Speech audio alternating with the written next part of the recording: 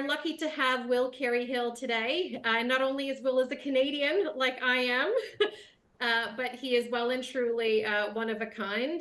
Will and I first met back in 2017 at Bank West, then again at Auckland Savings Bank, and now more recently at Suncorp. So if there is someone who has been there, done that when it comes to large-scale enterprise change, it is Will. He is a pioneer and a status quo disruptor. In his current role, Will is the executive manager for enterprise agility at Suncorp.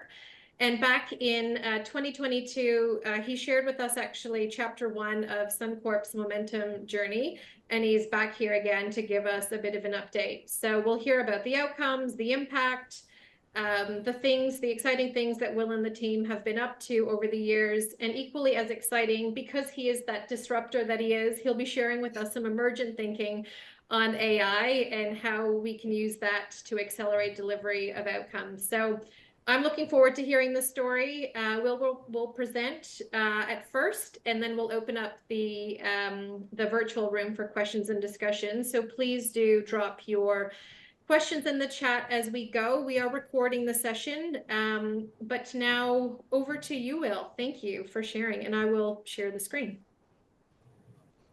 Thanks for that intro, Maria. And yeah, I have definitely been in the trenches with Maria and Mark and even John for a little bit over the last few years. I had a lot more hair when we started, Maria.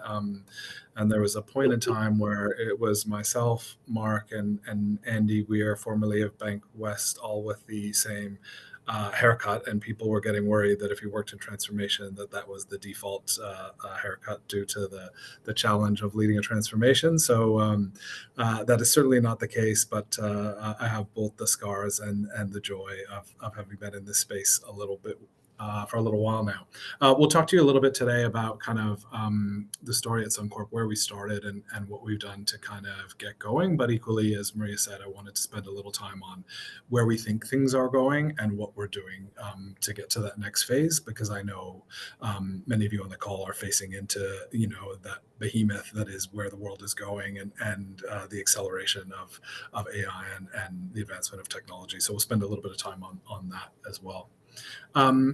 Maybe, Maria, if we jump to the next slide, I think we can talk to the results that we've had since we last saw you. So we've had a good result. It's certainly, like all of you who are facing into your various spaces and trying to move your organizations forward, it's not an easy journey, but it's very rewarding if you can kind of get all the way there. And we feel like we've had a really good go at getting some things in place. Day one is never done, as Maria had said in some of the lead up. As part of this, so we haven't stopped along the way, but we have, since we started this journey, been able to double business value at Suncorp. That's not just obviously due to what we've done in delivery, that's due to all of Suncorp pulling in the same direction and having some real good results. But as you can see from the delivery metrics there, we've well and truly more than doubled our delivery output and velocity over that time. So when we started, Suncorp was delivering around 100 projects and programs. In about halfway through this journey, we were delivering 100 initiatives a quarter. And we now deliver over 200 initiatives a quarter as a company. And I think in our last round of big room planning, had close to 400 initiatives up on the wall. And yes, we still do it up on the wall, kind of old school, but that speaks to the volume of that we've been able to do from a productivity perspective. In addition to that, we were able to successfully sell and transition our beloved Suncorp Bank over to ANZ, and so that was no small feat in amongst that productivity, and that's enabled us to have more of a focus as a standalone general insurer. Not that many people realize that Suncorp has such a focus on insurance. That was certainly news to me when I came into the organization several years ago, but that we now have the ability to really have that standalone focus on insurance, and have been able to also look at reinvesting our capacity and capability into modernizing our platforms and being more AI enabled, as I know many of you and your organizations are focused on as well. So pretty good result. Let's talk a little bit about what it took to get there, and also kind of what's different now. So certainly the move to kind of the cloud, both generally from a technology perspective and then from a delivery tooling perspective, is a real game changer. And we think in delivery, it's going to represent the shift from kind of analog to digital in terms of delivery. And that's birthed kind of the opportunity to really accelerate AI in all its forms, and has kind of removed a lot of the barriers in terms of going quite quickly. So I know all of us are experiencing that transition and how fast the adoption of AI and SaaS platforms is moving at this stage. So that's why we'll spend a little bit of time talking on kind of what's next and what we think is next, because none of us haven't figured out, that's for sure. And so in terms of our approach at Suncorp and kind of the journey we came from, many of you, if you've had experience before with Suncorp had a really strong history in adaptive ways of working. And I think ironic that Maria, Mark, and I all met at Bank West, because in talking to Nigel Dalton of REA and realestate.com.au, who's one of the real pioneers in Australasia, he was saying that when he started his journey digitizing Lonely Planet, he could only go to two organizations, and that was Suncorp and Bank West. They were the two kind of leaders in the space of ways of working. So Suncorp really was one of the pioneers back in the day from an Australasia perspective. Then, like a lot of organizations, kind of two steps forward, one step back a little bit, went a little more traditional in its delivery focus and ways of working. As often happens, it's kind of the pendulum swings back a little bit. And then in 2020, the executive set a really aggressive strategic plan, and key to that plan was the ability to execute and deliver on it. And so that was kind of one of the biggest opportunities and also the biggest risks in the plan. And so they really doubled down on modernizing their delivery and ways of working to do that. About a year in, we launched our kind of first movers, and then 2 years in, we had reached full scale. And then the next year, we kind of really made the shift into value realization and kind of moving from a traditional PMO to more of an enterprise system of work enabled by a value realization office. And I just spoke to you about kind of, whether it's through the amount that we invest in change, whether it's through the volume of change that we've delivered, whether it's through the pace of change, whether it's through the business value we've realized, we've well and truly more than doubled the output of the whole system, probably triple, maybe even more when it comes to some throughput and velocity. And we're actually thinking we could probably double that again, if not more, when you add what's coming next. So as I said, I'll talk a little bit about how we think we can kind of keep going on this journey. And it's so great to be in an organization that has both spent a lot of time getting the basics in place, but equally is not sort of satisfied with stopping there, but is continuing to ask, what can we do next? So moving on from kind of our journey and into how we bring it all together within our enterprise delivery practice, we have a real focus on kind of embedded delivery leadership. So one of the things I think we've done very well is not just focus on modernizing and making our ways of working and delivery contemporary, but we believe there's always a place for really good delivery rigor and that lens that great delivery people bring. So we've always kept a view of strong embedded delivery leadership. We have modernized our PMO to a value outcome office. And so they have more of a focus on enabling delivery, less of a focus on kind of controlling and policing delivery. And so that's meant a focus on modernizing our metrics, our storytelling, our focus on alignment. They've really evolved the way we do planning and prioritization. They've evolved the way we do funding. They've evolved our annual planning process. So a real credit to them because they are now the stable backbone for a very high functioning delivery machine. And then the team that I head up kind of keeps the lifeblood moving, if you will, is always looking at how we continuously improve things and modernize our system of work, as we call it. And I know a few others are kind of in the same vein, because I think that's one of the things that will really unlock the future of delivery, which is if you can move away from governing projects and programs to governing one holistic system of work, and setting that system up for fast, high value flow, then as we get to being able to unlock that with really great data and tooling, I think you're just going to be able to take huge advantage of that. That's at least one of the big bets that we've made at Suncorp.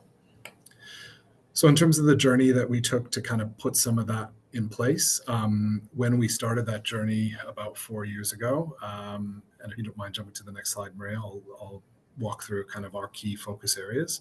Our approach was, when we started, we were still in very siloed delivery. And so we made the shift to aligning our teams for strategic clarity, and we organized ourselves for outcomes. So our teams, taking a very team topologies approach, are value stream aligned or platform aligned, or in the case of some subgroups of experts or kind of key component teams in centers of excellence.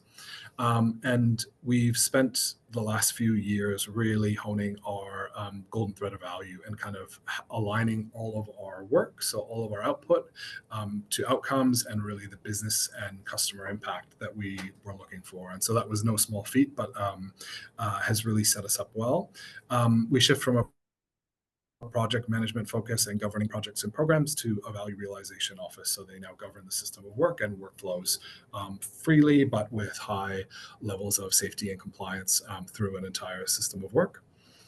We descaled our releases, so we still have some pretty big releases, but we've been able to get a lot more flow in moving from sort of longer serve big bang approaches to delivery to more incremental delivery. We still have some pretty major platform replacements, et cetera, that are in that bigger batch release, because there's just times where that just makes sense for us as an organization. But overall, we've been able to descale quite a bit.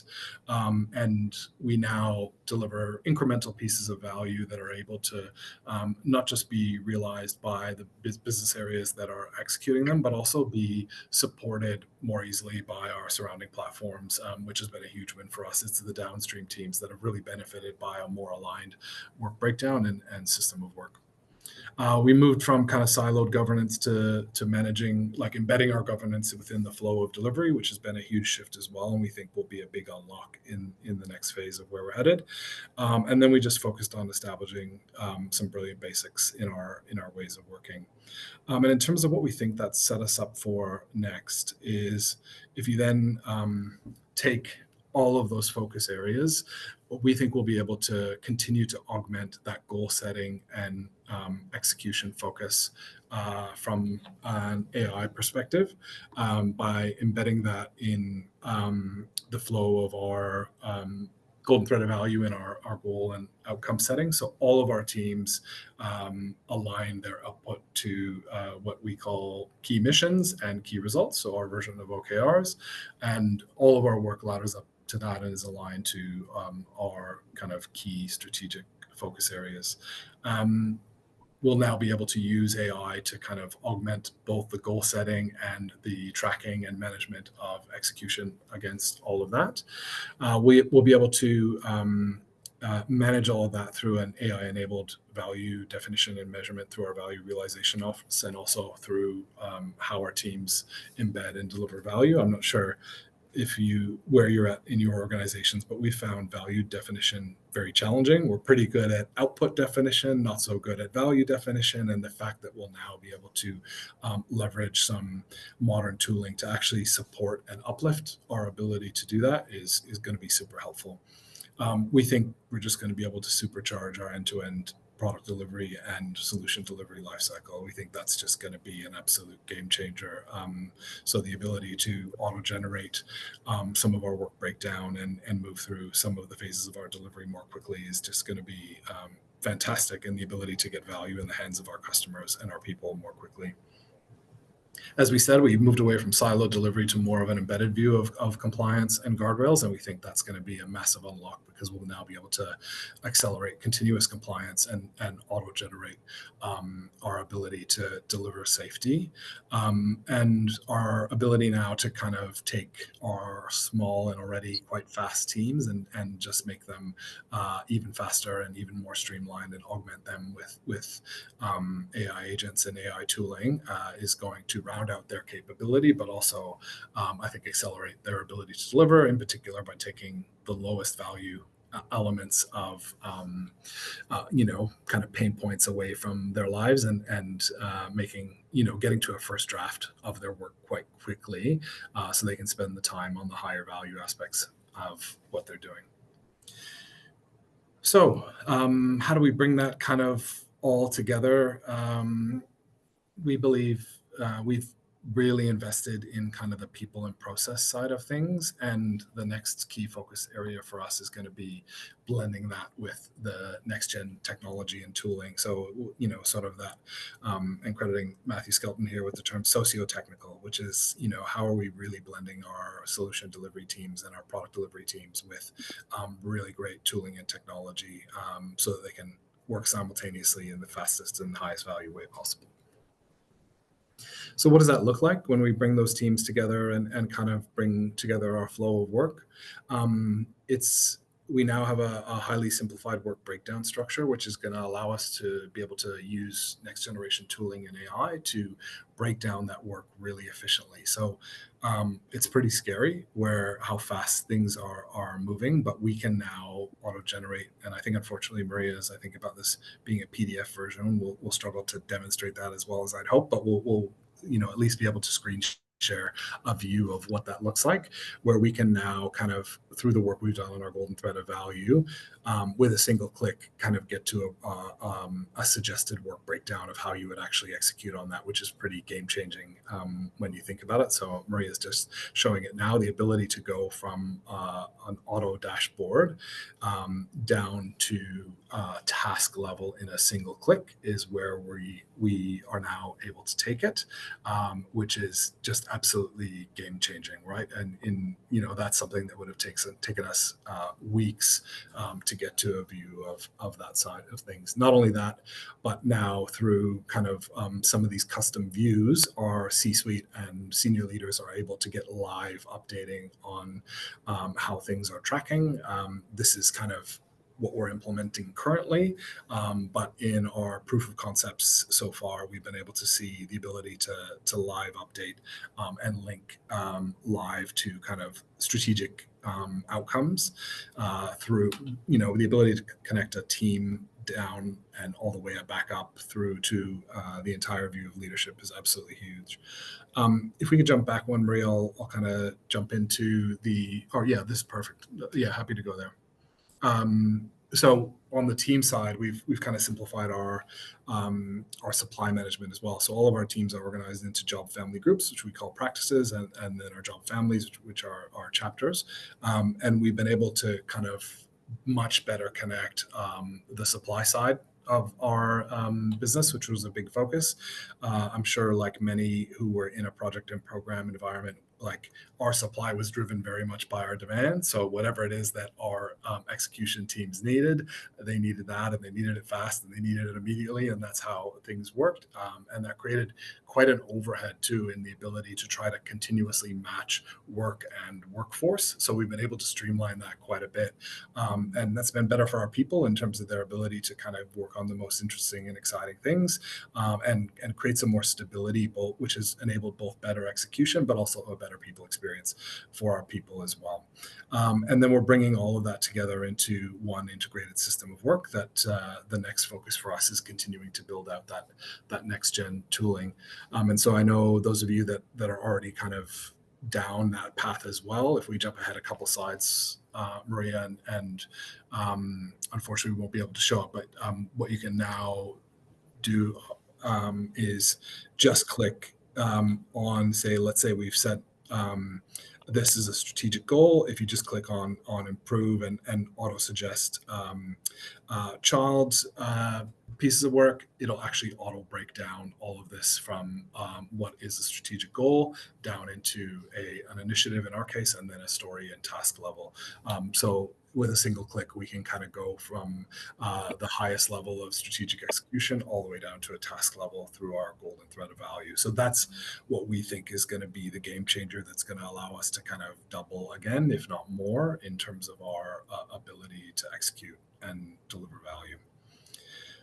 So if we keep going down that path and kind of think about what's next and what we think, and I know this is a bit of a busy slide, but I thought I'd just give you a bit of a takeaway on some of the things we're focused on to kind of get ready for that next generation of tooling and delivery. Obviously, a lot of people said COVID drove their digital transformations. Well, we think AI is driving a ways of working revolution. So the right ways of working within teams is absolutely critical, because as you can see, it's that last few years of people and process work that has set us up really well for the next generation of tooling.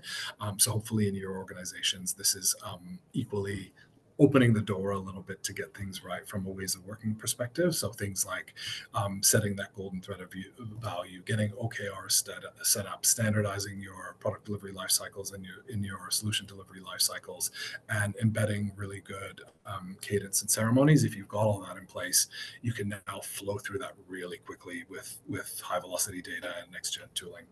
Obviously, the tooling stack is really key for you. So we've got some exciting strategic partnerships set up and have now started to embed next-gen tooling across our workflow from goal to kind of go and from concept to code, if you will, from that perspective. So both, if you think about that sort of horizontal delivery of vertical outcomes, we are trying to connect everything from the vertical outcome through to the horizontal delivery into a high velocity flow of work.